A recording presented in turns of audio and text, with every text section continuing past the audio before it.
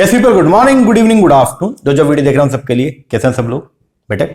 Okay, एक बार फिर से स्वागत है आप सबका हमारे नए लेक्चर में। गाइस, आज की क्लास के अंदर हम लोग जो है वो करने वाले हैं हमारे पेपर नंबर 2 कॉमर्स के अंदर जो अपना यूनिट नंबर 3 है जिसका नाम है बिजनेस इकोनॉमिक्स। तो उसका 4 चैप्टर को आज की इस वीडियो में हम लोग जो है वो रिवाइज करेंगे। ओके, तो लास्ट वीडियो के अंदर हम लोगों ने बिजनेस इकोनॉमिक्स को जो वो स्टार्ट किया तो उसका रिविजन में स्टार्ट किया, जिसमें इंट्रोडक्शन हो गया, ठीक है, ऑब्जेक्टिव ऑफ बिजनेस हो गया, ठीक है, और साथ में प्राइस सेटिंग का। ये 3 टॉपिक मतलब चैप्टर नंबर 1, 2 और 11 हमने जो है वो कंप्लीट किया। अब आज की जो क्लास है this is our part number 2 और इसके अंदर हम लोग जो है वो करेंगे हमारे 4 चैप्टर को रिवाइज। और जो 4 चैप्टर आज हम इस वीडियो के अंदर कवर करने वाले हैं वो है कौन कौन सा?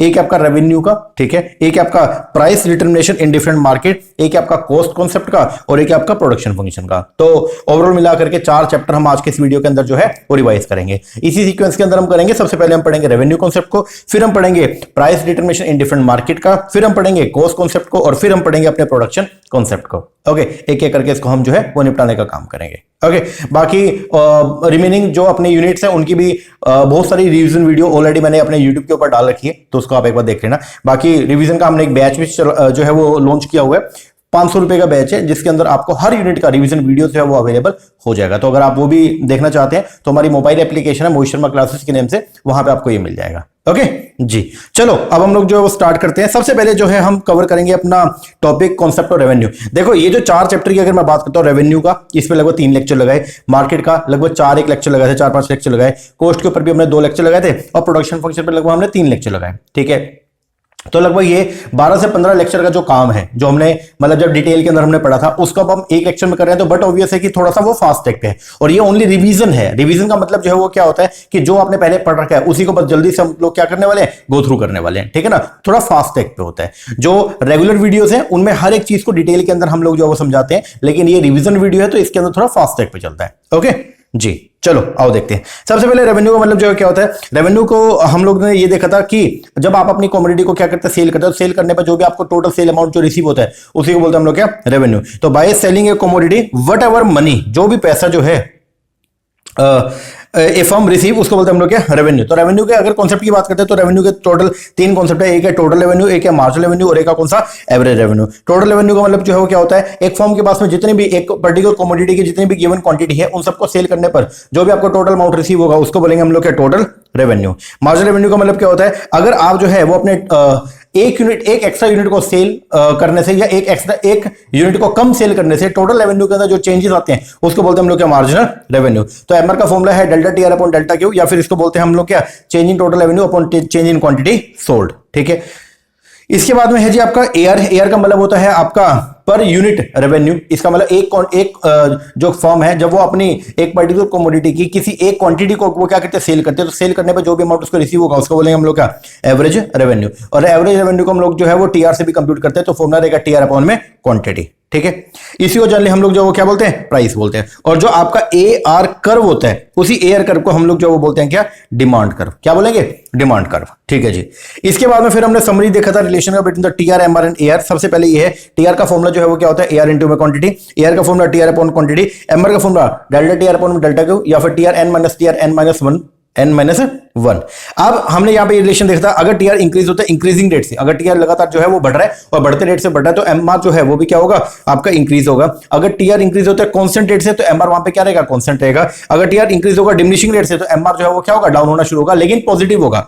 ध्यान रखना, एमआर डिमिनिशिंग होगा मतलब नीचे गिरना शुरू हो जाएगा, बट वो पॉजिटिव होगा। और अगर टीआर जो है वो जहां पे क्या होगा, मैक्सिमम होगा, वहां पे एमआर जो क्या होगा, 0 होगा। टीआर जब डिमिनिश करेगा मतलब जब टीआर घटने लगेगा तो एमआर आपका क्या हो जाएगा, नेगेटिव होगा।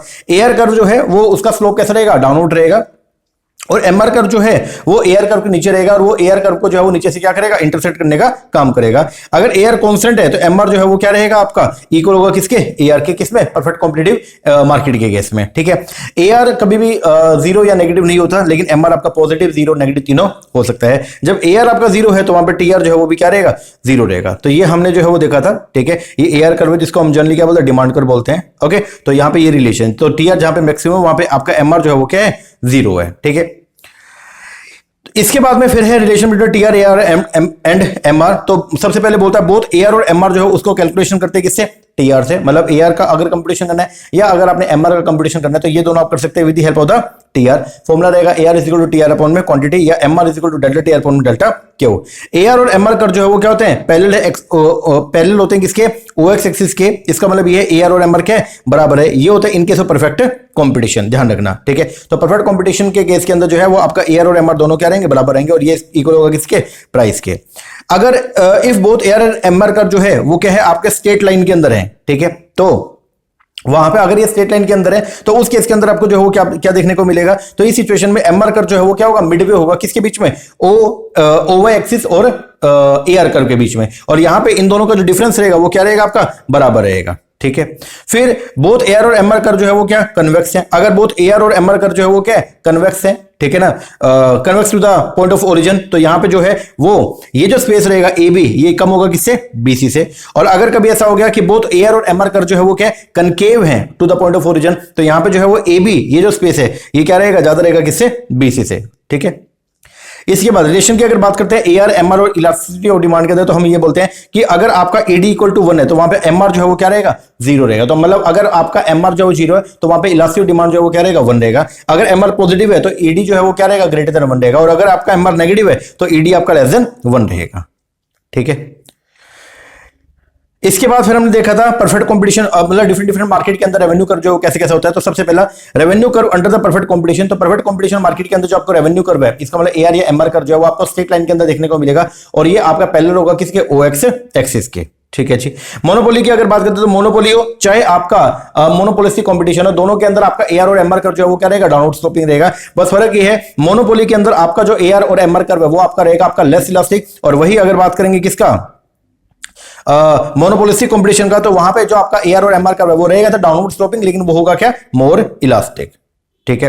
ओलिगोपोली की अगर बात करते हैं तो ओलिगोपोली मार्केट के अंदर जो आपका एमआर कर्व है वो आपको मतलब जो एआर कर्व है उसमें तो आपको किंक देखने को मिलेगा। किंक का मतलब जो है वो क्या, मोड, आपको एक मोड देखने को मिलेगा। वही अगर एमआर कर्व की बात करें तो यहाँ पे एमआर कर्व जो है वो बीच में क्या होगा, एब्सेंट होगा, ठीक है ना। तो ओलिगोपोली मार्केट के अंदर आपको स्ट्रेट लाइन के अंदर जो है वो एआर कर्व देखने को नहीं मिलेगा, मतलब जो डिमांड कर्व है वो स्ट्रेट लाइन नहीं होगा, बल्कि वो क्या होगा, किंकी नेचर का होगा। किंकी इसका मतलब वो जो है वो बीच में से थोड़ा मुड़ा हुआ होगा, ओके। अब यहाँ पे जो ऊपर का जो एरिया है, यहाँ पे आपका जो ईडी है वो ग्रेटर देन 1 है, और नीचे का जो एरिया है वहां पे आपका ईडी जो है वो लेस देन 1 होती है। ऊपर का ईडी ग्रेटर देन 1 का मतलब कि ये है कि अगर ओलिगोपोली से वो प्राइस को क्या करता है, इंक्रीज करता है, तो प्राइस वो जितना से बढ़ाएगा डिमांड में उससे ज्यादा से जो है वो क्या पड़ेगा, मतलब प्राइस अगर आप 1% से भी बढ़ाओगे तो डिमांड आपकी बहुत ज्यादा परसेंट से क्या हो जाएगी, कम हो जाएगी, ठीक है। और नीचे का जो है वो क्या है, ईडी यहाँ पे लेस देन 1 रहेगा। क्यों, क्योंकि यहां पे अगर आप प्राइस को अगर कम करोगे ना तो बाकी लोग भी कम कर लेंगे, तो आपके प्राइस कम करने से आपके जो पर्टिकुलर जो प्रोडक्ट है उसकी डिमांड के अंदर जो है वो कोई खास इंक्रीमेंट नहीं होगा, क्योंकि बाकी लोगों ने भी, मतलब जो सब्स्टिट्यूट प्रोडक्ट है उन्होंने भी अपने प्राइस को क्या कर लिया, कम कर लिया है। तो ये ध्यान रखना, ओलिगोपोली मार्केट के अंदर जो आपका डिमांड कर्व है वो कैसा होगा, किंकी नेचर का होता है, ठीक है। सिग्निफिकेंस क्या है of the concept of revenue in the price analysis. तो सबसे पहले चेंज इन प्राइस, तो टीआर की मदद से अपने को पता चलेगा कि प्राइस को कम करने से फर्म ने कुछ कमाया है या नहीं कमाया। तो टीआर की हेल्प से आप जो है वो ये चीज जो है वो चेक कर सकते हो, ठीक है। कंडीशन ऑफ इक्विलिब्रियम, तो एमआर और एआर कर्व जो है, एमआर कर्व हो गया, एआर कर्व हो गया, तो ये अपने हेल्पफुल है किसके लिए, इक्विलिब्रियम निकालने के लिए। क्योंकि जब हम इक्विलिब्रियम को अगर हम सेट करते हैं तो वहां पे हम दो अप्रोच लेके चलते हैं, एक है टीआरटीसी अप्रोच और एक है एमआरएमसी। एमआरएमसी अप्रोच के अंदर तो आप जो है वो एमआर और एमसी वेरिएबल को लेकर चलते हो, टीआरटीसी अप्रोच के अंदर आप लोग जो है एआर और एसी को जो है वो लेकर चलते हैं, ठीक है। फिर दूसरा estimate of the profit and loss, तो यहां पे मतलब रेवेन्यू कर्व की मदद से आप लोग जो है एस्टिमेट कर सकते हो प्रॉफिट एंड लॉस को।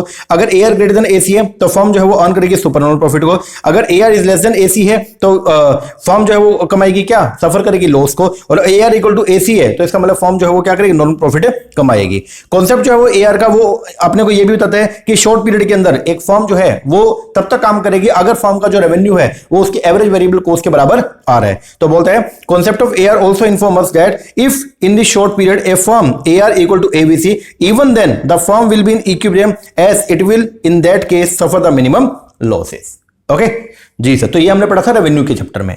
इसके बाद अगला आता है चैप्टर नंबर 10 जो है आपका चैप्टर 10 जो है वो है आपका मार्केट स्ट्रक्चर का। जब हमने मार्केट स्ट्रक्चर को स्टार्ट किया तो पहले हमने जो है वो थोड़ा बहुत पढ़ा था कोस्ट के बारे में। तो देखो हमने ये पढ़ा था कि देखो शॉर्ट रन के अंदर जो आपका फैक्टर प्रोडक्शन वो दो तरह के होते हैं, एक होता है आपका फिक्स और एक कौन सा वेरिएबल। लॉन्ग रन के अंदर तो सारे के सारे जो फैक्टर प्रोडक्शन वो आपके क्या होते हैं, वेरिएबल होते हैं। बट शॉर्ट रन के अंदर जो आपके फैक्टर प्रोडक्शन है वो दो तरह के होंगे, फिक्स भी होंगे और वेरिएबल फैक्टर भी होंगे। तो फिक्स फैक्टर जो है वो क्या होता है, फिक्स फैक्टर की जो कॉस्ट होती है उसको बोलते हैं फिक्स कॉस्ट, और जो वेरिएबल फैक्टर उनकी जो कॉस्ट होती है उसको बोलते हैं हम लोग क्या, वेरिएबल कॉस्ट। तो शॉर्ट रन के अंदर जो आपकी टोटल कॉस्ट है उसके अंदर आपको डिकॉट में देखने को मिलेगा, किसमें, फिक्स फैक्टर में और आपके वेरिएबल फैक्टर में। ठीक है, अगर शॉर्ट रन में प्रोडक्शन नहीं करेंगे तो फिक्स कॉस्ट का आपको जो है वो लॉस वो तो अभी भी आपको बियर करना पड़ेगा, क्योंकि फिक्स कॉस्ट तो आएगी ही आएगी। लॉन्ग रन की अगर बात करते हैं तो बोलता है लॉन्ग रन के अंदर जितने भी फैक्टर प्रोडक्शन वो सभी के सभी जो है वो क्या होते हैं, वेरिएबल होते हैं। सो लॉन्ग रन जो है इन लॉन्ग रन ओनली एक ही जो है वो कॉस्ट अराइज होती है जिसको बोलते हैं हम लोग क्या, वेरिएबल कॉस्ट। ठीक है ना, ये बात ध्यान रखना।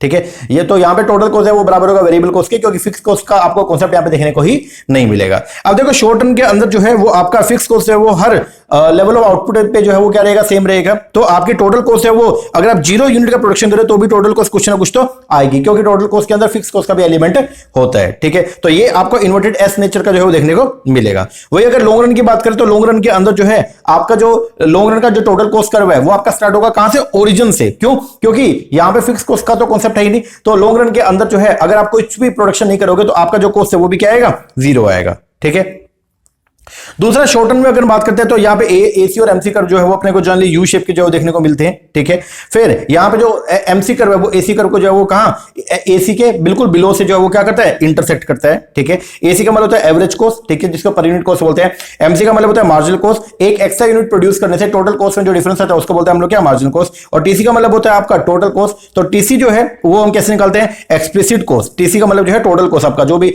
एक्सप्लिसिट कॉस्ट प्लस में इंप्लिसिट कॉस्ट। ठीक है, इन दोनों को जब आप जोड़ लेंगे तो वो बनेगा आपका क्या, टोटल कॉस्ट। रेवेन्यू क्या है वो आपको अभी हमने देख ही लिया। ठीक है, अगर टीआर को टीसी से कंपेयर करते हैं तो ये एक बात ध्यान रखना, तो उस टीसी में दोनों तरह की कॉस्ट इंक्लूड होती है, इंप्लिसिट भी और साथ में कौन सा, एक्सप्लिसिट भी। तो अगर कहीं पे हम ये बोलते हैं कि टीआर इक्वल टू टीसी है, ठीक है ना, तो यहां पे टीसी के अंदर क्योंकि आपकी अगर आप इतना रेवेन्यू कमा रहे हो कि आपकी टोटल कॉस्ट है वो क्या हो रही है, कवर हो रही है, तो टोटल कॉस्ट के अंदर आपका नॉर्मल प्रॉफिट का एलिमेंट भी है, क्योंकि आपकी इंप्लिसिट कॉस्ट भी है। और इंप्लिसिट कॉस्ट का दूसरा नाम जो है वो क्या होता है, आपका नॉर्मल प्रॉफिट। तो अगर टीआर इक्वल टू टीसी होता है तो यहां पे ब्रेक इवन नहीं होता, बल्कि यहां पे एक फर्म जो वो क्या करती है, नॉर्मल प्रॉफिट जो है वो अर्न कर रही होती है। तो अगर हमारा टीआर इक्वल टू टीसी है तो ये ब्रेक इवन पॉइंट नहीं है, क्योंकि टीसी में एक्सप्लिसिट कॉस्ट भी है जिसे नॉर्मल प्रॉफिट कहते हैं। तो अगर टीआर इक्वल टू टीसी है तो नॉर्मल प्रॉफिट होगा, और TR is greater then TC है तो यहां पे सुपर नॉर्मल प्रॉफिट जो है वो एक फर्म जो है वो कमाएगी। और अगर एआर इक्वल टू एसी है तो भी यहां पे जो है वो क्या होगा, सुपर नॉर्मल प्रॉफिट होगा। क्योंकि देखो यहां पे बस अप्रोच अलग अलग हो जाएगा, ये बात थोड़ा ध्यान रखना। तो अगर टीआर इक्वल टू टीसी है तो भी फर्म नॉर्मल प्रॉफिट कमा रही है,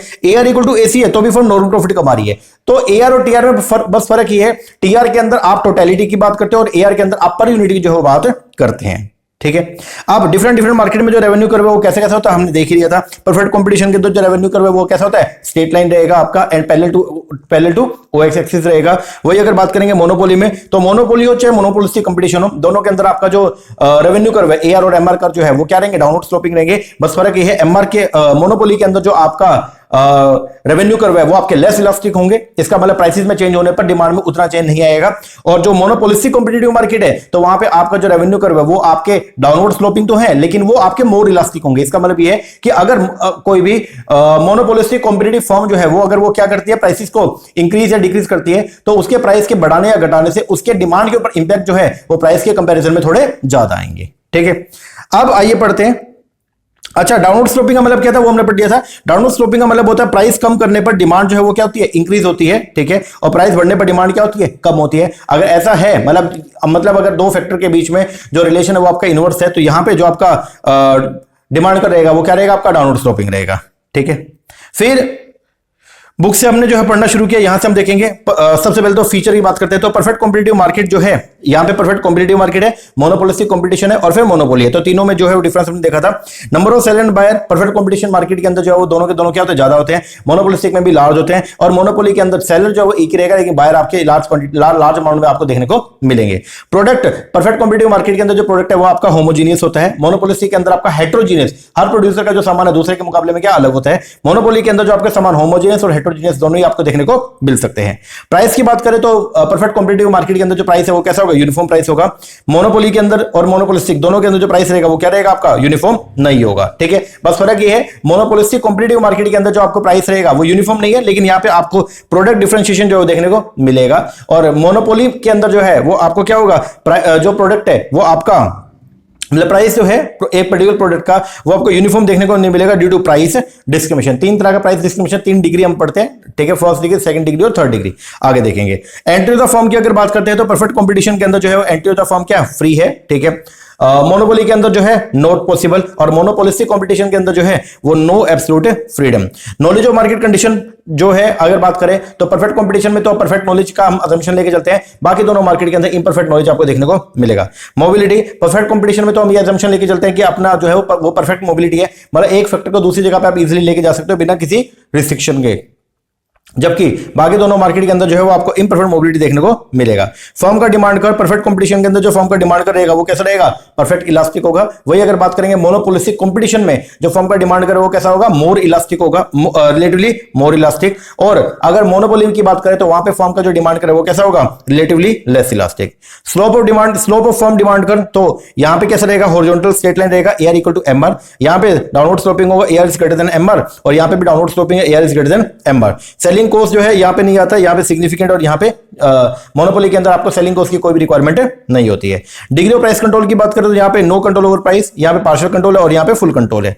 level of profit in the long run की बात करें तो यहां AR इक्वल टू क्या रहेगा, AC रहेगा। तो यहां पे मतलब एक परफेक्ट कॉम्पिटिटिव फर्म जो है वो लॉन्ग रन में क्या कमाएगी, नॉर्मल प्रॉफिट। वही अगर मोनोपोलिस्टिक कॉम्पिटिटिव फर्म की बात करें तो वो भी लॉन्ग रन में क्या कमाएगा, नॉर्मल प्रॉफिट। लेकिन अगर बात करेंगे मोनोपोली का तो मोनोपोली जो है वो जनरली लॉन्ग रन के अंदर कमाती है क्या, सुपर नॉर्मल प्रॉफिट या extra normal profit. Business check की बात करें तो यहां पे कोई चेक नहीं है, यहां पे कुछ चेक है और यहां पे थोड़े बहुत चेक होते हैं, मतलब यहां पे बहुत चेक है, मतलब आप जो है वो इजीली एंट्री नहीं कर सकते हो। ट्रांसपोर्टेशन कॉस्ट जो है वो परफेक्ट कंपटीशन के अंदर नहीं लाती है, क्योंकि परफेक्ट मोबिलिटी आपको देखने को मिलता है यहां, और बाकी दोनों जगह पे जो है वो ट्रांसपोर्टेशन कॉस्ट आपकी एग्जिस्ट करती है।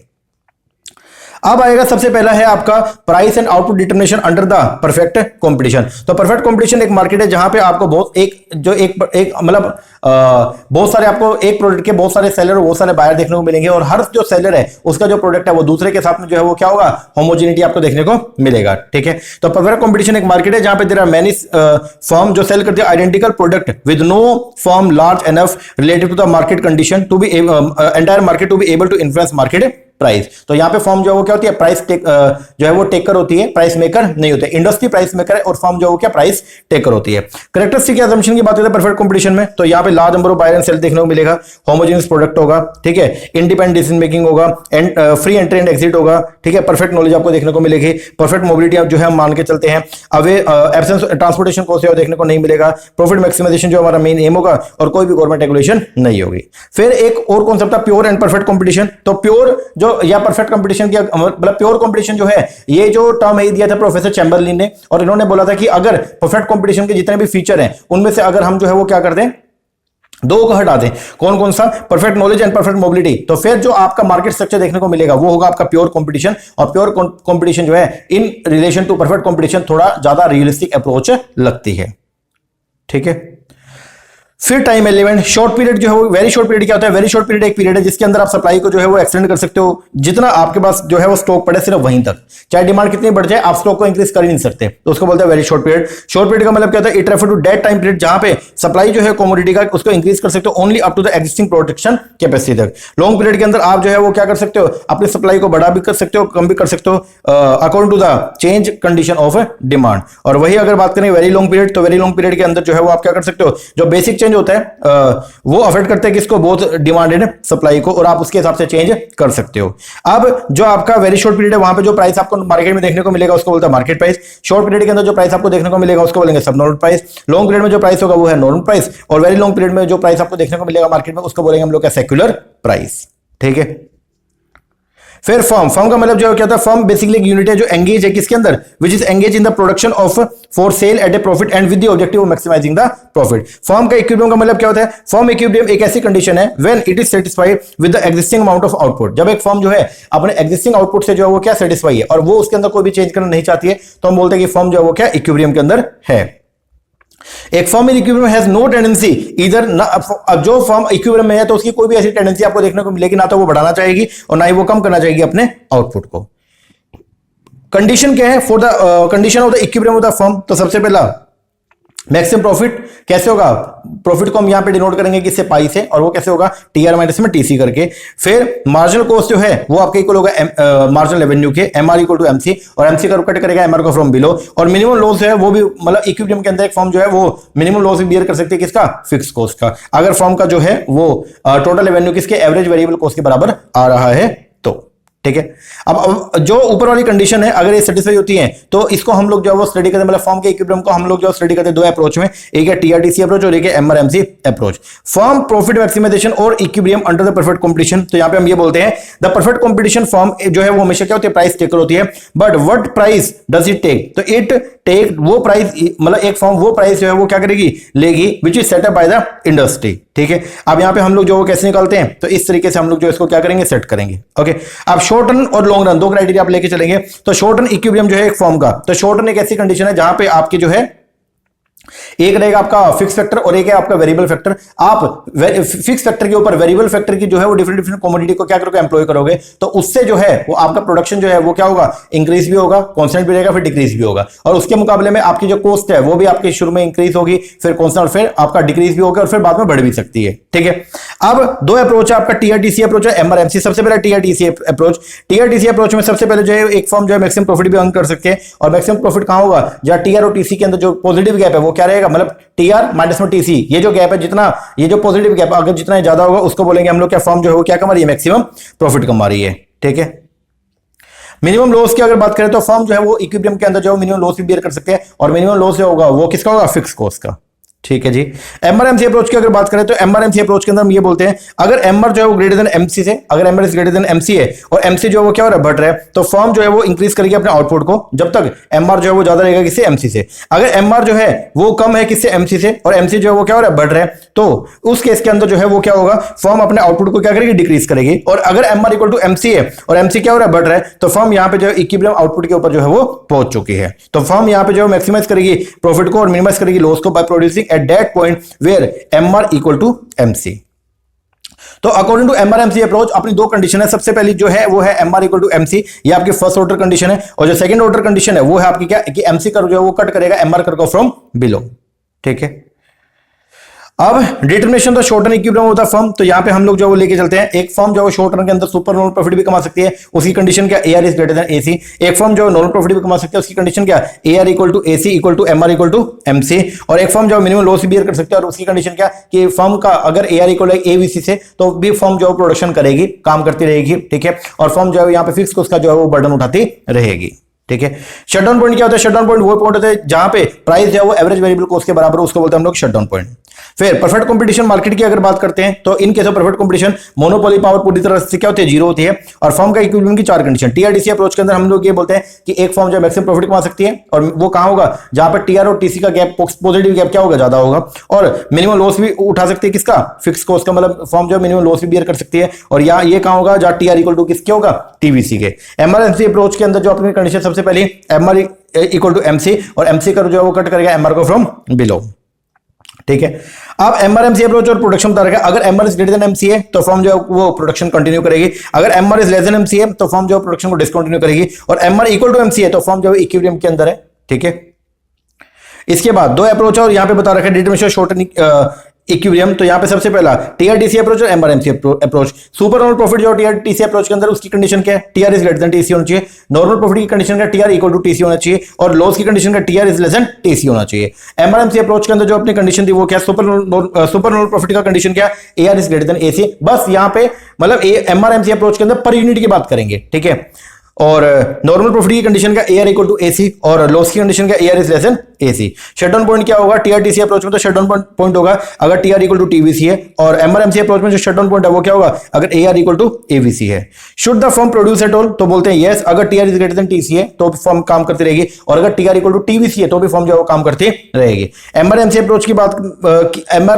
की बात करें तो should the firm produce at all? तो बोलेंगे यस, अगर एमआर इज ग्रेटर देन और इक्वल टू एमसी है तो भी फर्म काम करेगी, और अगर आपका एआर जो है वो एबीसी के बराबर आ रहा है, उससे ज्यादा है तो भी फर्म जो प्रोडक्शन करती रहेगी।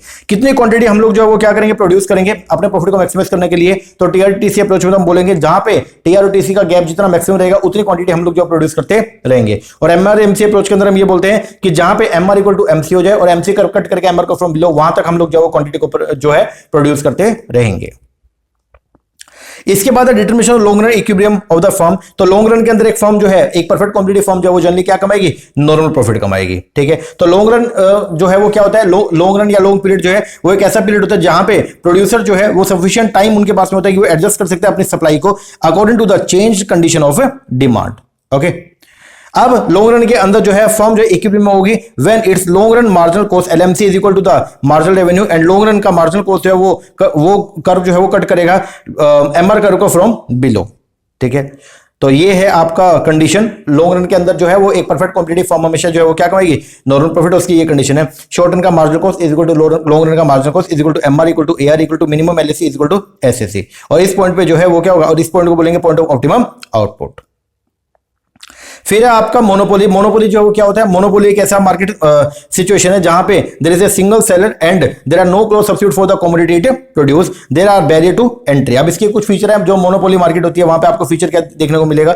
सबसे पहला मोनोपोली जो इंडस्ट्री है। दूसरा, मोनोपोली के अंदर जो है वो कोई क्लोज सब्स्टिट्यूट आपको देखने को नहीं मिलेगा, एक ही सेलर होगा and large number of buyer होंगे। प्राइस फर्म जो है वो प्राइस मेकर भी होती है और प्राइस टेकर भी होती है। ठीक है, क्योंकि एक ही है, मतलब फर्म ही इंडस्ट्री होती है। अच्छा, रिस्ट्रिक्शन होती है on the entry of the new firm. Price discrimination आपको देखने को मिलेगा। प्राइस डिस्क्रिमिनेशन क्या होता है, जब एक ही प्रोडक्ट के अलग अलग लोगों से अलग अलग रेट चार्ज किए जाते हैं उसको बोलते हैं प्राइस डिस्क्रिमिनेशन। और यहां पे सप्लाई करोगा जो क्या मिलेगा, आपका एब्सेंस मिलेगा। तो मोनोपोलिस्ट साइमल्टेनियसली एग्जामिन करेगा डिमांड को एंड कॉस्ट को when deciding how much to produce and what to charge. Under monopoly MC कर जो है इज नॉट द सप्लाई कर, ये बात ध्यान रखना। It is because A monopolist can sell different quantity of the commodity at the different price. अब क्या क्या रीजन है किस वजह से आप जो है आपकी मोनोपोली पावर जो क्रिएट हो सकती है। तो अगर आपके पास में कंट्रोल है ओवर रॉ मटेरियल, या आपके पास में कोई स्पेशल पेटेंट है, टेक्निकल बैरियर्स है गवर्नमेंट पॉलिसी की वजह से, तो ये कुछ रीजन है जिनकी वजह से जो है वो क्या होती है, आपका मोनोपोली पावर जो है वो क्रिएट होती है।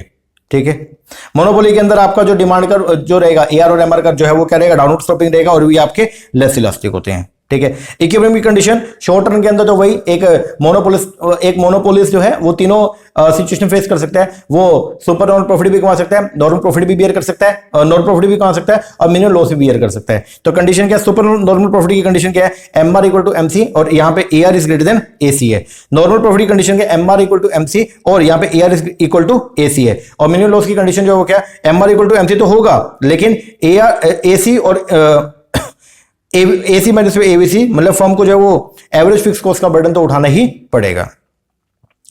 वही अगर बात करेंगे लॉन्ग रन का, तो लॉन्ग रन के अंदर जो है एक जो मोनोपोलिस्ट है वो हमेशा जो है वो क्या कमाएगा, आपका सुपर नॉर्मल प्रॉफिट। और सुपर नॉर्मल प्रॉफिट की कंडीशन जो है वो क्या, AR is greater then LAC. इसके बाद है मेजर द मोनोपोली पावर, तो या फिर डिग्री ऑफ मोनोपोली पावर। तो मोनोपोलिस्ट जो वो डिटरमाइन कर सकते हैं किसको, वॉल्यूम ऑफ आउटपुट को या प्राइस को। मतलब आप एक टाइम पे, मतलब एक मोनोपोलिस्ट जो है वो एक टाइम पे दोनों चीजों को कंट्रोल नहीं कर सकता, या तो वो डिमांड को कंट्रोल कर सकता है या फिर किसको, प्राइस को कंट्रोल कर सकता है। ठीक है, अब मोनोपोली पावर अगर आपको क्या करनी है, नापनी है, मतलब एक मोनोपोलिस्ट की मोनोपोली पावर अगर नापनी है तो उसको नापने के लिए दो आपके पास में जो है वो यहाँ पे बेसिकली मेजर अवेलेबल है। एक है लर्नर मेजर और एक है कौन सा, बेंस मेजर। लर्नर मेजर जो है उसकी बात करें तो यहाँ पे मोनोपोली पावर का फॉर्मूला जो रहेगा वो क्या रहेगा, पी माइनस में एमसी अपॉन में पी का मतलब है आपका क्या, एआर। तो एआर माइनस में एमसी अपॉन में एआर। ठीक है, और एमसी को हम रिप्लेस कर सकते हैं किससे, क्योंकि इक्विलिब्रियम पे एमसी और एमआर बराबर होते हैं, तो फॉर्मूला रहेगा एआर माइनस में एमआर अपॉन में एआर। इसको अगर आप अपोजिट कर देंगे तो ये बन जाएगा किसका, ईडी का फॉर्मूला। ठीक है, फिर बेंच मेजर की बात करते तो यहाँ पे मोनोपोली पावर का फॉर्मूला जो रहेगा वो क्या रहेगा, एआर माइनस में एसी। ये रिप्रेजेंट करेगा किसको, सुपर नॉर्मल प्रॉफिट को। Higher the super normal profit greater the monopoly power.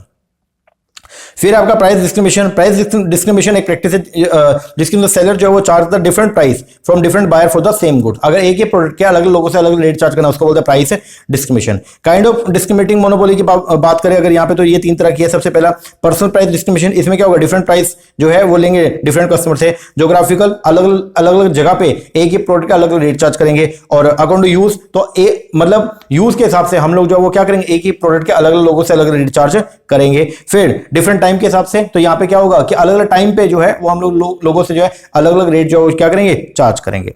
Condition क्या है प्राइस डिस्क्रिमिनेशन का, आप प्राइस डिस्क्रिमिनेशन तभी कर सकते हो अगर आपकी मोनोपोली है। दूसरा, सेपरेट मार्केट है। तीसरा डिफरेंस है किसमें, इलास्टिसिटी और डिमांड में। प्रोडक्शन जो कम्युनिटी का to order and legal sanction आपके पास, एंड प्रोडक्ट डिफरेंशिएशन थोड़ा बहुत है, तो फिर आप जो है वो क्या कर सकते हो, प्राइस डिस्क्रिमिनेशन कर सकते हो।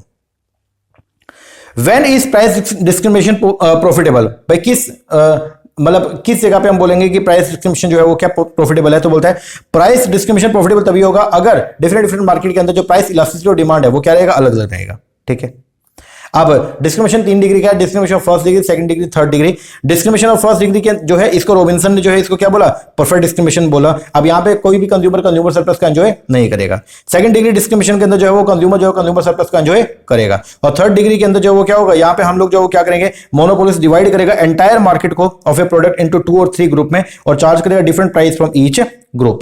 ठीक है, क्या मोनोपोली प्राइस, जो मोनोपोली का जो प्राइस है वो हमेशा हाई प्राइस होता है, हम बोलेंगे यस, जनरली मोनोपोली का जो प्राइस है वो क्या रहेगा, हाई रहेगा। ठीक है, लेकिन कुछ सर्कमस्टेंस में ये लो भी हो सकता है। क्या मोनोपोलिस्ट कभी लॉस भी कमा सकता है, यस, शॉर्ट टर्म के अंदर मोनोपोली जो है वो लॉस भी बियर कर सकता है जनरली, लेकिन लॉन्ग रन में जनरली मोनोपोली जो है वो हमेशा क्या कमाएगा, आपका सुपर नॉर्मल प्रॉफिट। इसके बाद अगला जो है वो है आपका मोनोपोलिस्टिक कंपटीशन। मोनोपोलिस्टिक कंपटीशन एक ऐसा मार्केट स्ट्रक्चर है जहां पे मतलब आपको जो है मतलब देखो अभी तक जो आपने पढ़ा वो क्या पढ़ा, एक तो परफेक्ट कंपटीशन और एक मोनोपोली। ठीक है, जो इम्परफेक्ट कंपटीशन की अगर बात करें तो इम्परफेक्ट कंपटीशन जो है उसके अंदर आपका आएगा मोनोपोलिस्टिक कंपटीशन, ओलिगोपोली और कौन सा, डिओपोली। ठीक है, तो इम्परफेक्ट कंपटीशन के अंदर आपका सबसे पहला है मोनोपोलिस्टिक कंपटीशन। ये एक ऐसा मार्केट स्ट्रक्चर जहां पे एक ही प्रोडक्ट मतलब जहां पे एक पर्टिकुलर मार्केट के अंदर नंबर ऑफ बायर और नंबर ऑफ सेलर बहुत सारे हैं, लेकिन हर सेलर का सामान दूसरे सेलर के मुकाबले में जो है वो क्या रहेगा, अलग रहेगा। मतलब यहां पे आपको प्रोडक्ट डिफरेंशिएशन जो है वो देखने को मिलेगा।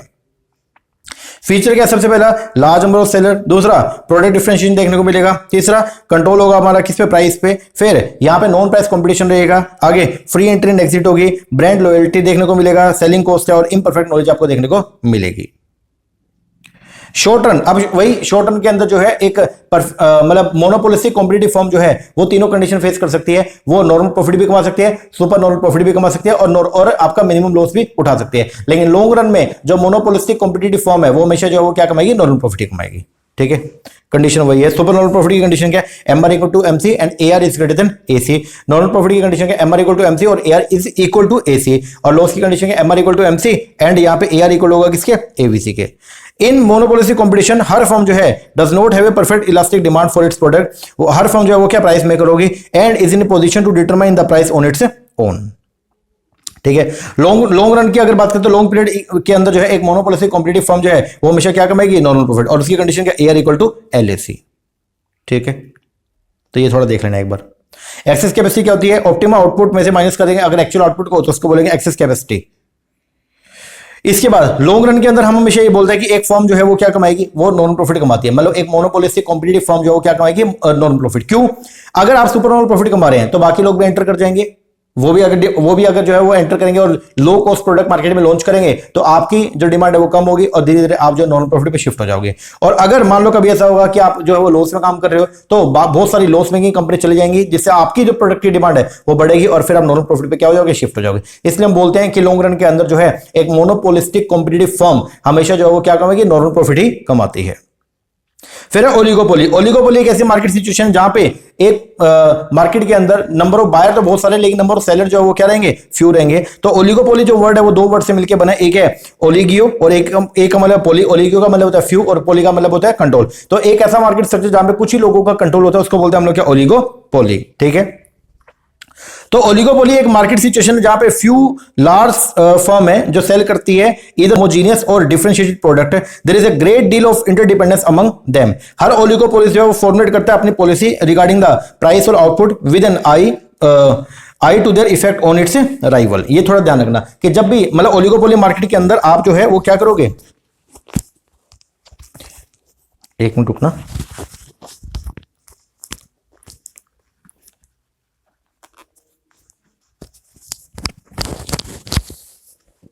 चलो, ओलिगोपोली मार्केट के अंदर जो है वो एक फर्म जब भी प्राइस डिसाइड करती है तो वो क्या करती है, अपने राइवल्स को भी जो हमेशा कंसीडर करके चलती है, ये बात ध्यान रखना है, ठीक है।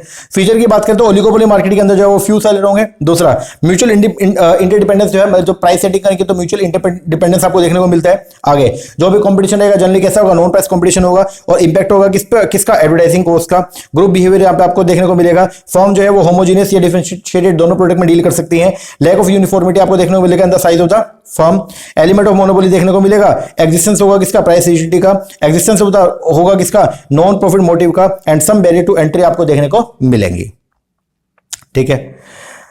अच्छा, टाइप ऑफ ओलिगोपोली, सबसे पहले प्योर ओलिगोपोली। प्योर ओलिगोपोली या परफेक्ट ओलिगोपोली एक ऐसा मार्केट, एक ऐसी सिचुएशन है जिसके अंदर सभी जो ओलिगोपोलिस्ट हैं उनका जो प्रोडक्ट है वो कैसा होता है, होमोजीनियस होता है, ठीक है। तो अगर प्रोडक्ट होमोजीनियस नेचर उसको बोलेंगे प्योर ओलिगोपोली। डिफरेंशिएटेड या इम्परफेक्ट ओलिगोपोली क्या होता है, एक ऐसा जहां पे प्रोडक्ट डिफरेंशिएशन आपको देखने को मिले। ओपन ओलिगोपोली जहां पे कोई बैरियर नहीं एंट्री का। क्लोज ओलिगोपोली जहां पे बैरियर है एंट्री का। Collusive oligopoly when few form जो है ओलिगोपोलिस्टिक मार्केट के अंदर वो आती है एक कॉमन अंडरस्टैंडिंग में या act in collusion with each other in fixed price and output. तो अगर मान लो हम जो है वो लोगों के साथ में मिल करके जो है वो आउटपुट और प्राइस को फिक्स करते हैं, उसको बोलेंगे हम लोग क्या, कोल्यूसिव। और अगर हर फर्म जो इंडिपेंडेंट अगर काम कर रही है तो उसको बोलेंगे कॉम्पिटिटिव। पार्शियल ओलिगोपोली का मतलब क्या होगा कि यहाँ पे एक लार्जर फर्म होगी जो बेसिकली क्या होगी, लीडर होगी ग्रुप की, और डोमिनेटिंग फर्म जो है वो क्या होगी, प्राइस लीडर होगी। फुल ओलिगोपोली के अंदर जो है वो आपको प्राइस लीडरशिप जो है वो क्या रहेगा, एब्सेंस रहेगा। Syndicated and organised oligopoly, syndicate oligopoly एक ऐसी सिचुएशन है जहां पे फर्म सेल करती है अपना product through a centralised syndicate. और ऑर्गेनाइज्ड ओलिगोपोली एक ऐसी सिचुएशन है जहां पे फर्म ऑर्गेनाइज करती है अपने आप को into a central association for fixing price, output and quota. फिर है इंटरडिपेंडेंसी ऑफ ओलिगोपोलिस्टिक फर्म। तो हम ये बोलते हैं व्हेन एन ओलिगोपोलिस्टिक फर्म अपने प्राइस को क्या करेगी, चेंज करेगी, तो राइवल जो फर्म है वो भी उस पर क्या करेंगे, रिटेलिएट करेंगे, बोल तो रिएक्ट करेंगे। अगर आप प्राइसेस को बढ़ाओगे तो बाकी लोग नहीं बढ़ाएंगे, जिससे क्या होगा, आपकी डिमांड कम हो जाएगी, तो आप प्राइसेस को बढ़ा भी नहीं सकते। और अगर आप प्राइस को कम करोगे तो बाकी लोग भी कम कर लेंगे, जिससे क्या होगा, आपने प्राइस कम कर लिया ये सोच के कि अब मेरे प्रोडक्ट की डिमांड बढ़ जाएगी, लेकिन बाकियों ने भी कम कर लिया, तो जो सब्सिट्यूट प्रोडक्ट है अगर वो भी उसका भी रेट कम हो जाएगा तो आपकी डिमांड पर कोई खास इंपैक्ट नहीं पड़ेगा, ठीक है। इसलिए हम बोलते हैं कि यहाँ पे ओलिगोपोली मार्केट के अंदर जो आपको डिमांड कर वो किंग की नेचर का देखने को मिलेगा। तो किंग की डिमांड कर जो है आपको देखने को मिलेगा, ठीक है। द किंग की डिमांड कर या स्वीजी मॉडल या प्राइस रिजिडिटी मॉडल्स को हम बोलते हैं। तो अगर आप प्राइस को रिड्यूस करोगे तो बाकी लोग भी रिड्यूस कर देंगे, तो उससे जो है कोई इंपैक्ट देखने को नहीं मिलेगा, ठीक है। और अगर आप प्राइस को बढ़ाओगे तो बाकी लोग नहीं बढ़ाएंगे, और वो नहीं बढ़ाएंगे तो आपके बहुत सारे कस्टमर उनके पास शिफ्ट हो जाएंगे, ठीक है ना। तो इसलिए आप जो है प्राइस को ज्यादा बढ़ा भी नहीं सकते, ओके। तो इसीलिए यहाँ पे जो डिमांड करे वो कैसे रहेगा, किंग की नेचर का आपको देखने को मिलेगा। ऊपर का जो पोर्शन रहेगा वो क्या होगा, मोर इलास्टिक, और नीचे का रहेगा क्या, लेस इलास्टिक, ठीक है। तो ये जो है मोर इलास्टिक ये बताएगा अगर आप प्राइस को क्या करते हो, इंक्रीज करते हो, और ये बताएगा अगर आप प्राइस को क्या करते हो, रिड्यूस करते हो। इसके अलावा क्लासिकल मॉडल्स हैं ओलिगोपोली के, ठीक है। बहुत सारे मॉडल हमने जो है वो एक्सेल नोट्स के अंदर जो वो डाल रखे हैं, ठीक है। वहां पे आप उसको एक बार देख लेना, ओके। उनका डिटेल एक्सप्लेनेशन, जैसे कोर्नर मॉडल हो गया, बर्टलैंड हो गया, एजवर्थ हो गया, स्टेगलबर्ग हो गया, ठीक है। ये किस किस्म दिए। फिर आपके मॉडल में आपका स्वीजी का किंग की डिमांड कर हो गया, न्यूमैन मॉडल हो गया, और बोमल का सेल्स मैक्सिमाइजेशन मॉडल हो गया, ओके। ये हमने पढ़ा था चैप्टर नंबर 10 में, मार्केट स्ट्रक्चर में।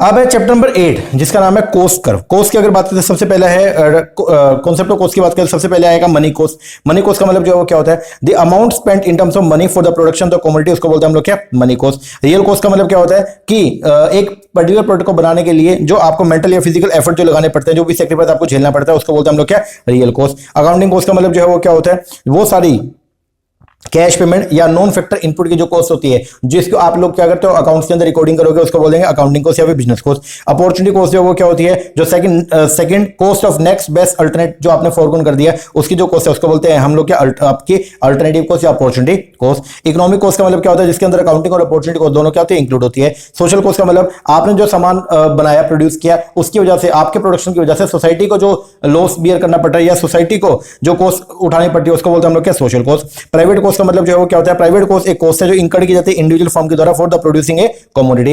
एक्सप्लिसिट कॉस्ट जो है वो क्या होती है, जो बाहर के लोगों को पे करनी है। इंप्लिसिट कॉस्ट जो है वो खुद की जो कॉस्ट, मतलब एक जो एंटरप्रेन्योर है, ठीक है, वो उसके खुद के जो साधनों की जो कॉस्ट होती है उसको बोलते हैं इंप्लिसिट कॉस्ट, ठीक है। Actual cost, business cost, full cost. Actual cost का मतलब क्या होता है, जो एक फर्म इंकर्ड करती है किस पे, लेबर पे, मटेरियल पे, ठीक है, मतलब जो भी कॉन्ट्रेक्चुअल ऑब्लिगेशन की जो कॉस्ट आपको बियर करनी पड़ती है उसको बोलते हैं हम लोग क्या, एक्चुअल कॉस्ट। बिजनेस कॉस्ट का मतलब जो है वो क्या होती है, these are the actual cost जो इंकर्ड की जाते हैं to discharge a contracted obligation of the business. और फुल कॉस्ट जो है इसके अंदर तीनों तरह की कॉस्ट मतलब आएगी, एक्चुअल कॉस्ट भी आएगी, डेप्रिसिएशन अमाउंट भी आएगा, इम्प्लिसिट कॉस्ट आएगा और साथ में नॉर्मल प्रॉफिट भी इसके अंदर क्या होगा, इंक्लूड होगा। डायरेक्ट और इनडायरेक्ट, डायरेक्ट कॉस्ट वो है जो डायरेक्टली एट्रीब्यूट की जाती है प्रोडक्शन ऑफ ए यूनिट पे, ठीक है, और जो इनडायरेक्ट कॉस्ट होती है वो उसको आप सेपरेट नहीं कर सकते और वो इनडायरेक्ट नेचर की आपको देखने को मिलेगी। इंक्रीमेंटल कॉस्ट अंदर sunk cost, incremental cost added cost होती है, ठीक है ना, कि एडिशनल जो कॉस्ट आएगी उसको बोलेंगे जनरली हम लोग क्या, इंक्रीमेंटल कॉस्ट। और संक कॉस्ट जो कॉस्ट ऑलरेडी जो है वो लग चुकी है, ठीक है, और उसका जो है डिसीजन मेकिंग को इंपैक्ट नहीं पड़ता, उसको बोलते हैं हम लोग क्या, संक कॉस्ट। हिस्टोरिकल कॉस्ट जो है वो क्या होती है, हिस्टोरिकल कॉस्ट वो कॉस्ट है एक एसेट की जो परचेज किया पास्ट में आपने, ठीक है, एक एसेट को पास्ट में परचेज किया था 1 लाख रुपए का, तो वो जो कॉस्ट लग चुकी है उसको बोलते हैं हिस्टोरिकल कॉस्ट। और रिप्लेसमेंट क्या, वो जो एसेट हमने पहले परचेज करी थी अब उसकी जगह पे अगर हम नई एसेट को लेकर आए तो नई एसेट आएगी 1.5 लाख रुपए की, तो 1.5 लाख रुपए जो है उसको बोलेंगे हम लोग क्या, रिप्लेसमेंट कॉस्ट। पास्ट कॉस्ट का मतलब क्या है, जो कॉस्ट इंकर्ड हो चुकी है पास्ट में, फ्यूचर कॉस्ट जो फ्यूचर के अंदर लगेगी। Out of pocket and book cost, out of pocket के अंदर आएगा वो सारे के सारे एक्सप्लिसिट कॉस्ट, ठीक है ना, जो अपने को बाहर के लोगों को पे करनी है उसको बोलेंगे हम लोग क्या, आउट ऑफ पॉकेट कॉस्ट। और बुक कॉस्ट के अंदर जो है वो मतलब इसमें कैश पेमेंट तो आएगा बट इसके साथ में जो आपने कोई प्रोविजन रखा है वो भी इसके अंदर इंक्लूड किए जाएंगे। कंट्रोलेबल वो है जिसको आप क्या कर सकते हो, कंट्रोल कर सकते हो अपने ड्यू विलिजेंस से या डिलीजेंस से आप कंट्रोल कर सकते हो। और नॉन कंट्रोलेबल जो बियर करनी पड़ेगी जिसको आप कंट्रोल नहीं कर सकते। अर्जेंट कॉस्ट जिसको पोस्टपोन नहीं कर सकते। पोस्टपोनेबल कॉस्ट वो है जिसका जो खर्चा आप फ्यूचर के लिए पोस्टपोन कर सकते हो। शटडाउन कॉस्ट का मतलब क्या, अगर आप टेम्परेरी अपने बिजनेस को स्टॉप कर रहे हो तो एक कॉस्ट आपको जो बियर करना पड़ेगा उसको बोलेंगे शटडाउन कॉस्ट। और अबंडनमेंट, अगर आप परमानेंटली जो है वो रिटायर कर रहे हो अपनी किसी एक पर्टिकुलर एसेट को तो उसको रिटायर करने पर जो आपको कॉस्ट उठानी पड़ेगी उसको बोलेंगे अबंडनमेंट कॉस्ट। एस्केपेबल जिसको अवॉइडेबल बोलते हैं, जिसको आप अवॉइड कर सकते हो, और इनएस्केपेबल जिसको आप अवॉइड नहीं कर सकते। इसके बाद थ्योरी ऑफ कॉस्ट जो है वो दो तरह से देखने को मिलेगा, एक है यू शेप का और एक है एल शेप का। तो ट्रेडिशनल थ्योरी यू शेप का और मॉडर्न थ्योरी आपका एल शेप का। शॉर्ट टर्म की बात करें तो शॉर्ट टर्म के अंदर जो आपका कॉस्ट है वो वहां पे आपको जो है जो टोटल कॉस्ट है वो उसमें आपको डिकोटमी देखने को मिलेगा, डिफरेंस देखने को मिलेगा किसका, फिक्स कॉस्ट का और वेरिएबल कॉस्ट का। तो टोटल कॉस्ट जो है वो इक्वल होगी किसके, फिक्स कॉस्ट प्लस में वेरिएबल कॉस्ट। एवरेज कॉस्ट जो है वो होगी क्या, एवरेज फिक्स कॉस्ट प्लस में एवरेज वेरिएबल कॉस्ट। और जो मार्जिनल कॉस्ट है वो हमेशा क्या रहेगी, ऑलवेज वेरिएबल इन नेचर रहेगा, ठीक है। तो टीसी यहां पे इक्वल होगा किसके, टोटल फिक्स कॉस्ट प्लस में टोटल वेरिएबल कॉस्ट, ठीक है। टोटल फिक्स कॉस्ट जो है वो किसके बराबर होगा, unit of fix cost into में price of the factor. Variable cost का मतलब क्या होता है, ये वो कॉस्ट है जो इंकर्ड की जाती है for the use of variable factor of production. Total cost जो है शॉर्ट टर्म के अंदर टोटल कॉस्ट जो है वो सम होगा किसका, मतलब एग्रीगेट होगा किसका, total fix cost and total variable cost का। एवरेज कॉस्ट क्या होता है, पर यूनिट आउटपुट की जो कॉस्ट होती है उसको बोलते हैं हम लोग क्या, एवरेज कॉस्ट। ये कैसे निकालते हैं, टीआर टोटल कॉस्ट अपॉन में क्वांटिटी अपॉन में आउटपुट करके, ठीक है। एवरेज फिक्स कॉस्ट मतलब जो है वो क्या होता है, फिक्स कॉस्ट अपॉन में क्वांटिटी कर देंगे तो आएगा average fix cost. Average variable cost जो है वो क्या रहेगा, टोटल वेरिएबल कॉस्ट अपॉन में आपका आउटपुट, ठीक है।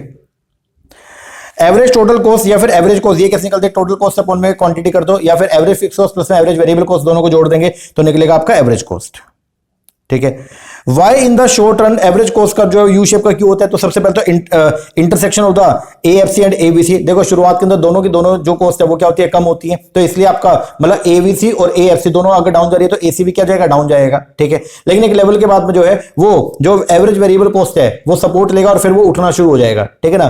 तो एवरेज वेरिएबल कॉस्ट का जो बढ़ना है उसका जो बढ़ने का जो मैग्नीट्यूड है वो इतना ज्यादा होगा कि एवरेज फिक्स कॉस्ट के घटने के मैग्नीट्यूड को वो क्या कर जाएगा, सरपास कर जाएगा। तो इसलिए हम बोलते हैं कि जो एवरेज वेरिएबल कॉस्ट है वो एवरेज कॉस्ट को भी बढ़ाकर ले जाएगा। तो इसलिए जो एवरेज कॉस्ट कर्व जो है वो कैसा मिलेगा आपको, यू शेप का देखने को मिलेगा। दूसरा एप्लीकेशन लो वेरिएबल प्रोपोर्शन, ये भी एक रीजन जिसकी वजह से आपका जो एवरेज कॉस्ट कर्व है वो आपको कैसा, यू शेप का देखने को मिलेगा। और फिर मार्जिनल कॉस्ट, मार्जिनल कॉस्ट है वो क्या होती है, it is a increase in the total cost when output is increase by 1 unit, ठीक है। एमसी का जो है वो भी क्या रहेगा, यू शेप का होगा। तो इनिशियली जब प्रोडक्शन को हम इंक्रीज करेंगे तो टोटल कॉस्ट और वेरिएबल कॉस्ट है वो इंक्रीज होगी डिमिनिशिंग रेट से। It is because of operation of the law of increasing return two factor in the initial stage of production, ठीक है। फिर रिलेशन के एसी और एमसी में, तो when average cost fall as a result of the increase in output, तो MC जो है वो लेस होगा किससे, एसी से। वेन एवरेज कॉस्ट राइज होगी as a result of increase in the output, तो MC is more than AC. When average cost जो है वो मिनिमम होगा तो मार्जिनल कॉस्ट इक्वल होगा किसके, एसी के। In other words marginal cost curve जो है वो कट करेगा एवरेज कॉस्ट को किस पे, मिनिमम पॉइंट पे, ठीक है। लॉन्ग रन की बात करते हैं तो लॉन्ग रन के अंदर जो है जो एवरेज टोटल कॉस्ट है वो आपके हमेशा वेरिएबल नेचर की रहेगी। यहाँ पे फिक्स फैक्टर जो है वो नहीं होंगे, सारे के सारे फैक्टर लॉन्ग रन में क्या होते हैं, वेरिएबल होते हैं। तो इसलिए जो है यहाँ पे आपको फिक्स फैक्टर की कोई भी कॉस्ट आपको बियर करनी नहीं पड़ेगी। ठीक है। तो लॉन्ग रन के अंदर जो आपका तीन तरह की कॉस्ट है, long run total cost, long run average cost, long run का मार्जिनल कॉस्ट। लॉन्ग रन की जो टोटल कॉस्ट है वो क्या होती है, यहां पे लिखा हुआ है इन शॉर्ट रन वी में। शॉर्ट रन के अंदर तो हम डिस्टिंग्विश करते हैं तीन कॉस्ट को, टोटल कॉस्ट को, टोटल वेरिएबल को, टोटल फिक्स कॉस्ट को। ठीक है। और लेकिन since all the input are variable, लेकिन लॉन्ग रन में जितने भी इनपुट है वो सारे क्या होते हैं, वेरिएबल होते हैं। तो there is only one long run total cost curve. ठीक है। तो लॉन्ग रन का जो टोटल कॉस्ट है वो मिनिमम कॉस्ट होती है जिसपे eight which each level of output can be produce.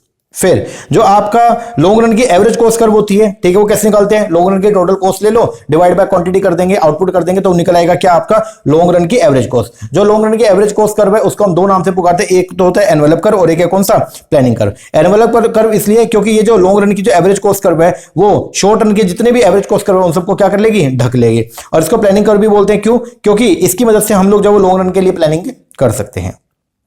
मतलब लॉन्ग रन के एवरेज कॉस्ट के बेस पर हम शॉर्ट रन के लिए प्लानिंग कर सकते हैं। इसके बाद इकोनॉमिक स्केल, जब कभी भी हम लोग जो है वो काम करना स्टार्ट करते हैं तो अपने को जो वो क्या मिलता है, इकोनॉमिक्स जो है वो मिलती है। ठीक है। जब आप लार्ज स्केल पे प्रोडक्शन करना स्टार्ट करोगे तो आपको इकोनॉमिक्स जो है वो भी मिलनी स्टार्ट होती है। ठीक है। अब इकोनॉमिक्स जो है वो दो तरह की है। ठीक है। इकोनॉमिक्स बेसिकली क्या है, जब आप लार्ज लेवल प्रोडक्शन करते हो तो आपके पर यूनिट कॉस्ट में होने वाली जो कमी है उसको बोलते हैं हम लोग क्या, इकोनॉमिक्स ऑफ स्केल। ठीक है। अब ये दो तरह के, एक है इंटरनल और एक है कौन सी, एक्सटर्नल। इंटरनल इकोनॉमिक्स वो होती है जो एक पर्टिकुलर फर्म को अवेलेबल होती है, और एक्सटर्नल इकोनॉमिक्स वो होती है जो पूरी इंडस्ट्री में जितने भी फर्म अवेलेबल है सबको अवेलेबल होती है। इंटरनल इकोनॉमिक्स के अंदर क्या आएगा, इसको फर्म स्पेसिफिक जो इकोनॉमिक्स बोलते हैं, और ये दो तरह की होती है, एक होती है रियल और एक है कौन सा, पेक्यूनरी। रियल के अंदर जैसे लेबर इकोनॉमी हो गया। ठीक है। जब एक आपकी लेबर जो लगातार एक ही जैसा काम करती रहेगी तो स्पेशलाइजेशन का बेनिफिट रिसीव होगा। ठीक है। टेक्निकल इकोनॉमिक्स हो गया, इन्वेंटरी इकोनॉमिक्स हो गया, सेलिंग या मार्केटिंग इकोनॉमिक्स हो गया, मैनेजरियल इकोनॉमिक्स हो गया, ट्रांसपोर्ट हो गया, रिस्क बेयरिंग इकोनॉमिक्स हो गया। और पेक्यूनरी की बात करें तो क्या होता है, जब आप बल्क में प्रोडक्शन करते हैं तो आप बल्क में बाइंग करोगे, और बल्क में बाइंग करोगे तो आपको बहुत सारा जो डिस्काउंट मिलेगा, जिसकी वजह से आपका जो रॉ मटेरियल का कॉस्ट है वो डाउन जाएगी, और पर यूनिट जो कॉस्ट है प्रोडक्शन कॉस्ट वो भी क्या हो जाएगी, कम हो जाएगी। इसको बोलते हैं हम लोग क्या, पेक्यूनरी इकोनॉमिक्स। एक्सटर्नल इकोनॉमिक्स का मतलब क्या होता है, जब आप एक साथ जो है काम करोगे तो आपको भारी बचतें भी मिल सकती है। उसके अंदर जैसे इकोनॉमिक कंसंट्रेशन, जब सभी एक पर्टिकुलर इंडस्ट्री में आने वाले जितने भी फर्म है वो जब एक ही जगह पे आ जाएंगी तो उसको बोलेंगे इकोनॉमिक्स ऑफ कंसंट्रेशन। फिर इकोनॉमिक्स ऑफ इंफॉर्मेशन भी हो सकता है। ठीक है। When the number of firm जो है in the industry increase then it become possible for them कि वो इंफॉर्मेशन आपस में जो है वो क्या होती है, फ्लो होती है, और आप उनका बेनिफिट उठा सकते हो। और एक है इकोनॉमिक्स ऑफ डिसइंटीग्रेशन। ठीक है। इकोनॉमिक्स के साथ में कई बार अपने को डिस इकोनॉमिक्स भी जो है मिल सकती है। ठीक है। अपने को हानि भी हो सकती है, वो क्या, इंटरनल भी एक्सटर्नल भी। इंटरनल के अंदर जैसे मैनेजमेंट की प्रॉब्लम आ गया, या एक्सटर्नल के अंदर बेसिकली जो है आपका मींस ऑफ ट्रांसपोर्ट डिफिकल्टी आ गया उसका। ठीक है। मतलब जो है आपका ट्रैफिक बहुत ज्यादा जो है वो क्या हो गया, बढ़ गया, या कई बार जो है वो स्किल्ड लेबर या पावर या फाइनेंस इसकी अपने को अवेलेबिलिटी नहीं हो पाती है, तो ये भी एक जो है वो क्या हानि हो सकती है। ओके।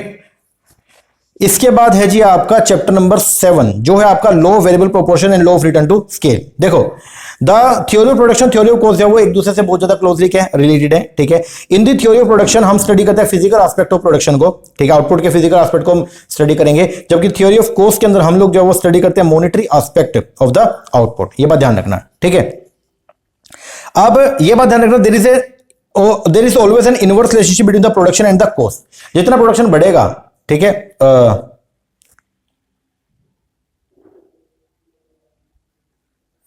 व्हेन प्रोडक्शन इंक्रीज तो कॉस्ट जो है वो क्या होगी, डाउन जाएगी। पर यूनिट की टोटलिटी की बात नहीं हो रही, पर यूनिट की बात हो रही है। ठीक है ना। When production is constant, cost जो है वो भी कांस्टेंट होगा। जब प्रोडक्शन जो है वो गिरेगा तो कॉस्ट जो है धीरे धीरे क्या होगा, बढ़ना शुरू हो जाएगा। व्हेन प्रोडक्शन मैक्सिमम होगा तो कॉस्ट आपकी क्या होगी, मिनिमम होगी। जो आपके प्रोडक्शन कर्व है वो जनरली कैसे होते हैं, इन्वर्टेड, मतलब रिवर्स यू शेप के होते हैं। कॉस्ट कर्व तो आपके यू शेप के होते हैं, लेकिन जो आपके प्रोडक्शन कर्व है, चाहे टोटल प्रोडक्शन हो गया, मार्जिनल प्रोडक्शन हो गया, एवरेज प्रोडक्शन हो गया, ये आपके यू शेप के आपको देखने को मिलेंगे। ठीक है। और जबकि जो कॉस्ट कर्व है वो मतलब आपके रिवर्स यू शेप के देखने को मिलेंगे, और जो आपके कॉस्ट कर्व है वो आपको यू शेप के देखने को मिलेंगे। ऐसा क्यों होता है, due to the economics and the diseconomy of scale. ठीक है।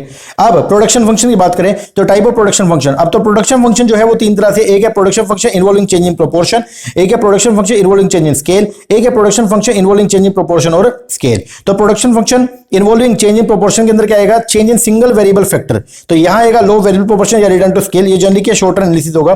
Production function involving change in scale, ये है आपका change in all factor in the same proportion, इसको बोलेंगे लो ऑफ रिटर्न, ये हमेशा लॉन्ग रन एनालिसिस होगा। और जो है तीसरा production function involving change in proportion of scale, ये है चेंज इन टू और मोर इनपुट विच आर सब्स्टिट्यूट, इसको हम पढ़ेंगे आइसोक्वांट के अंदर, ठीक है।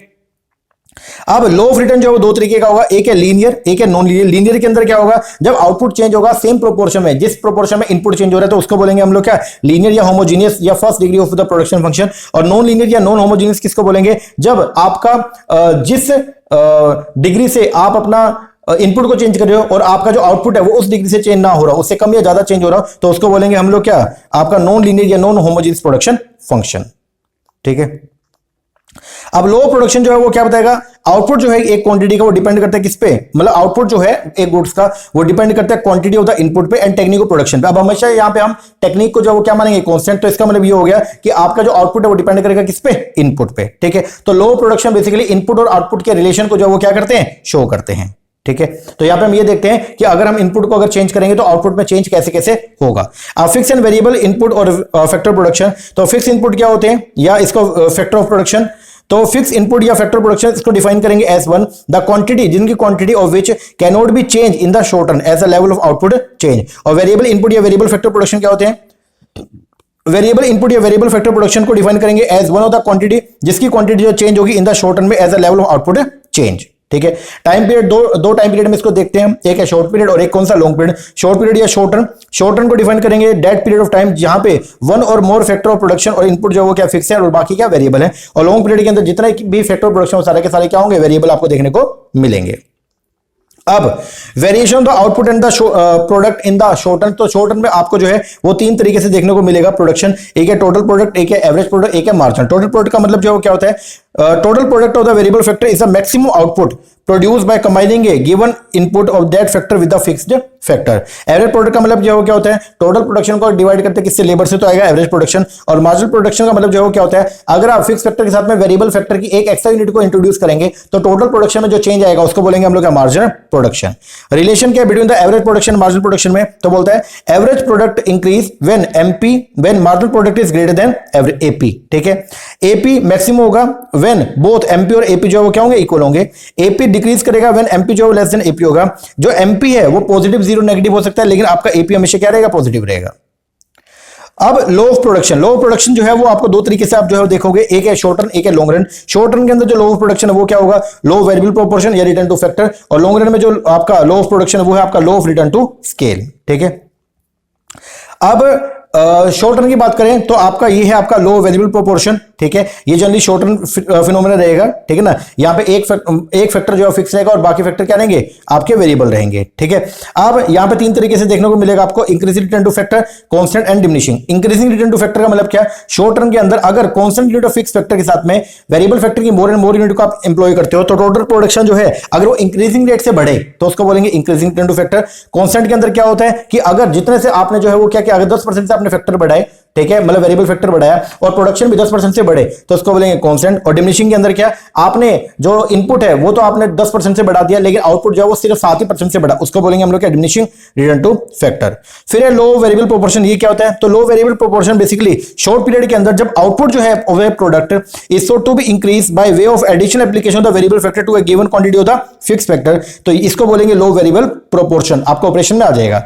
लो variable proportion is that law, ये वो लो है जो प्रिडिक्ट करेगा consequence of varying the proportion in which the fix and the variable factor production are used. When the number of one factor is increase while all other factor constant then the proportion जो होता है ना between the fix and variable factor वो क्या होगा, alter होगा। तो on account of change the proportion of the factor there will also be change in the total output at different rate, ठीक है ना। तो जैसे जैसे आप जो है वो क्या, मतलब प्रोपोर्शन में चेंज करोगे, पहले देखो फिक्स तो आपका सेम ही रहेगा, ठीक है, और वेरिएबल जो है वो क्या होगा, चेंज होगा। तो अगर फिक्स फैक्टर के साथ में अगर आप वेरिएबल फैक्टर की यूनिट को क्या करोगे, चेंज करोगे तो प्रोपोर्शन में चेंज आएगा। तो प्रोपोर्शन में चेंज होने पर जो आपका आउटपुट है वो हमेशा वैसे ही नहीं बढ़ेगा, ठीक है। तो वो शुरुआत में इंक्रीजिंग रेट से बढ़ेगा, फिर कांस्टेंट रेट से और फिर डिमिनिशिंग रेट से बढ़ेगा, ठीक है।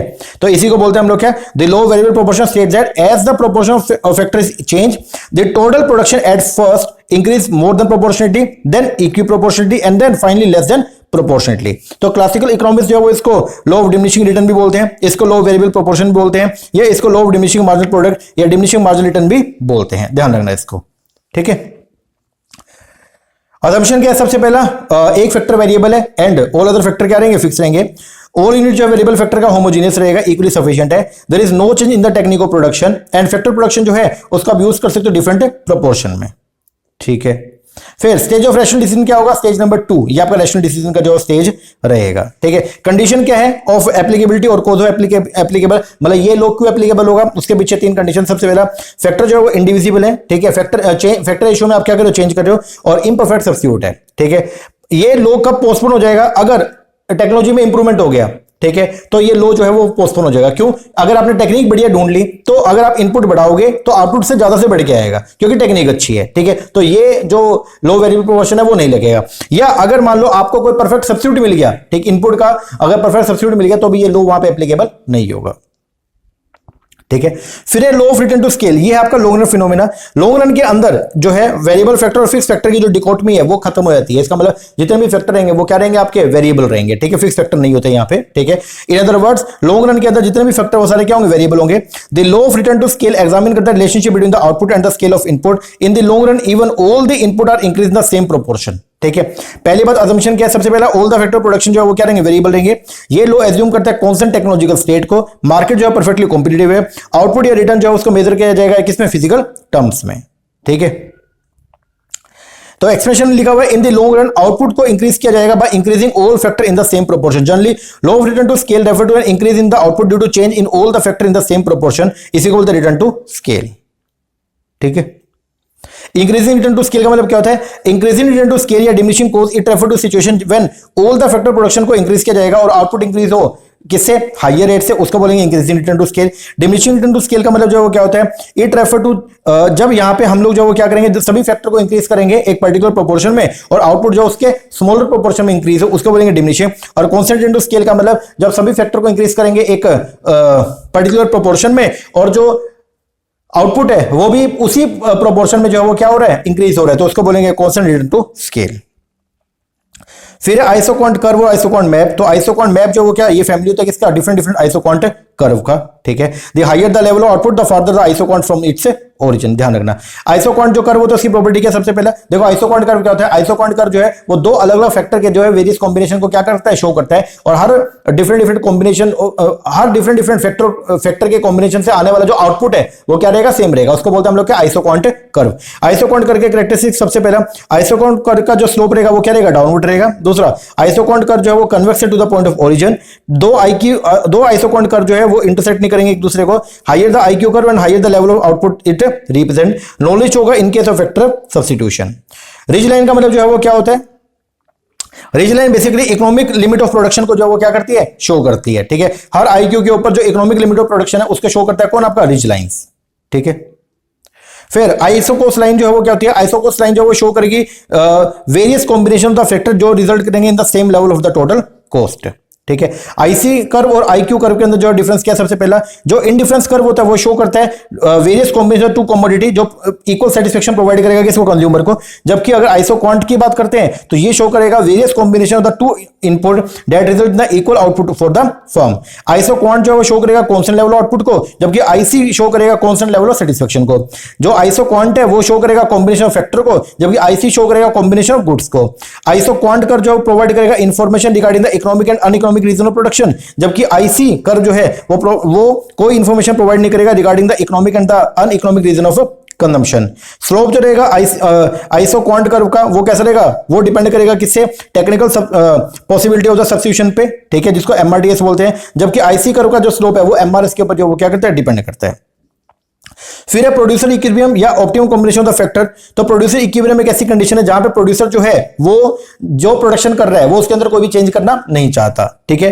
तो आइसोक्वांट शो करता है combination two input that can be used to produce a given amount of output, but while all the point on the isoquant are equal in terms of output, they are not equal in terms of cost. तो producer equilibrium की दो condition, सबसे पहला जो condition है वो क्या है आपका, द आउटपुट जो डिराइव होगा वो मैक्सिमम होगा और जो कॉस्ट है वो क्या हो, मिनिमम हो। इसी को बोलते हैं ऑप्टिमम या लीस्ट कॉम्बिनेशन या लीस्ट कॉस्ट कॉम्बिनेशन। ठीक है, तो प्रोड्यूसर इक्विलिब्रियम पे जो है, प्रोड्यूसर एक इक्विलिब्रियम तब होगा जब वो लीस्ट कॉस्ट कॉम्बिनेशन से जो है वो काम कर रहा होगा। ठीक है, अब कंडीशन 2 है। पहली कंडीशन जो है वो क्या, स्लोप जो रहेगा आइसोकॉन्ड करेगा वो बराबर होगा स्लोप ऑफ आइसोकोस कर्व के, और दूसरा at the point of tangency isocost curve जो है वो कन्वेक्स होगा, to the point of origin, और यहाँ पे एमआरटीएस जो है वो क्या होगा, डिमिनिश होगा। एक्सपेंशन पाथ की अगर बात करते हैं, एक्सपेंशन पाथ जो है वो क्या होता है, expansion path refer to the locus, ये क्या बताएगा, लोकस बताएगा ऑफ ऑल सच पॉइंट जो शो करेंगे least cost combination of factor corresponding to different level of output. Cobb and Douglas के प्रोडक्शन फंक्शन की अगर बात करते हैं, देखो कोब एंड डगलस का जो प्रोडक्शन फंक्शन है वो ये बताएगा कि अगर ये देखो यहां से इसको देखो एक बार, क्यू का मतलब है यहां पे आपका आउटपुट, और वो डिपेंड करेगा किस पे, लेबर पे, बोल तो क्वांटिटी ऑफ लेबर पे, और सी बोल तो क्वांटिटी ऑफ कैपिटल के, एंड ए और बी जो है ये क्या पॉजिटिव कांस्टेंट है। अगर ए और बी जो आपके पॉजिटिव कांस्टेंट है, अगर इनको अगर हम जोड़ते हैं और ये इनका जो जोड़ है वो ग्रेटर देन 1 है, तो इसको बोलते हैं इंक्रीजिंग रिटर्न टू स्केल। क्या बोलेंगे, इंक्रीजिंग रिटर्न टू स्केल। अगर a और b इक्वल टू 1 है तो ये है आपका कांस्टेंट रिटर्न टू स्केल, और अगर a plus b is less than 1 है तो ये है आपका डिक्रीजिंग रिटर्न टू स्केल। तो पहली बात जो कोब एंड डगलस है, तो इनका जो प्रोडक्शन फंक्शन है, ठीक है, ये एक लॉन्ग रन फिनोमिना है। ठीक है, तो फेमस जो स्टैटिस्टिशियन थे प्रोडक्शन फंक्शन के वो है कोब एंड डगलस के, तो वो थे Paul H Douglas and C W Cobb. ठीक है, इन्होंने स्टडी किया production function of the American manufacturing industry in original form में। This production function apply not on the individual firm but to the whole of the manufacturing in the USA. ठीक है, तो इस case के अंदर output जो है of the manufacturing production and input use जो की जाएगी वो क्या होगा, लेबर एंड कैपिटल होगा। और ये इसका फॉर्मूला ये रहेगा, ध्यान करना, क्यू का मतलब है आउटपुट, वो डिपेंड करेगा किस पे, के एल और सी, एल का मतलब जो है वो क्या, लेबर, और सी का मतलब क्या है, कैपिटल, और यहाँ पे के, ए और बी ये तीनों जो है वो क्या है, आपके कांस्टेंट है। ठीक है ना, तो A plus B is greater than 1, तो इसको बोलेंगे हम लोग क्या, इंक्रीजिंग रिटर्न टू स्केल। ठीक है, A plus B equal to 1 है तो ये कांस्टेंट, और A plus B is less than 1 है, ये है आपका डिक्रीजिंग।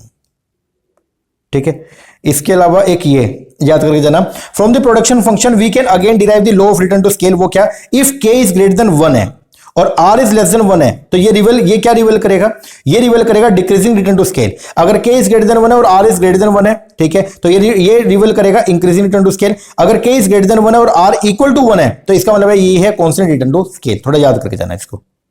ठीक है,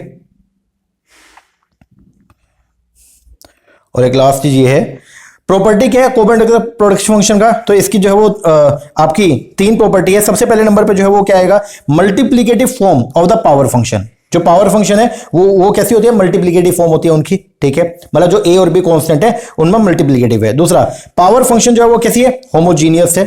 ठीक है, एंड पैरामीटर जो है ए एंड बी ये रिप्रेजेंट करेंगे elasticity coefficient of the output for input के एंड एल।